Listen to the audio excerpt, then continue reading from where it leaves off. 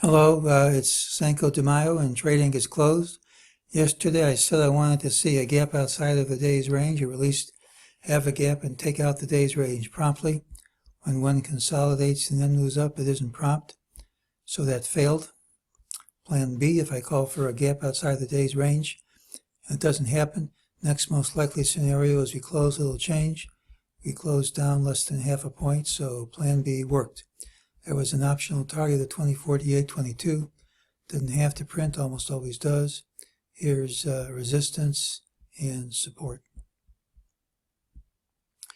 During the day, we got an ultimate sell in the morning, and that worked. We got a sell signal in the afternoon, but the W means it's weak. And in the program, there's something called the status window. Tells you the target was already passed and the target is 0. Doesn't mean we can't go lower, but we don't have to, and we're actually at support. And people who use the system and risk money have to understand that when the target's hit, you're at support. Support can break, but it doesn't justify acting on the signal. What about tomorrow? MEJT says the drop is not for keeps. We have a target of 2058.36, most likely to print by early Monday.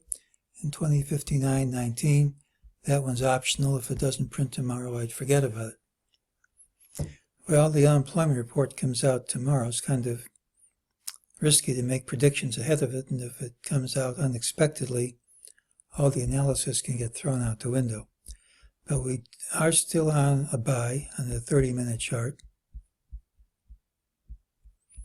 We printed bar 13 of a combo buy without the requirement for an early finish, without the necessity of an early finish, so that's for real. We're at support, and we have higher targets. So I think we're going to gap up and have a strong rally.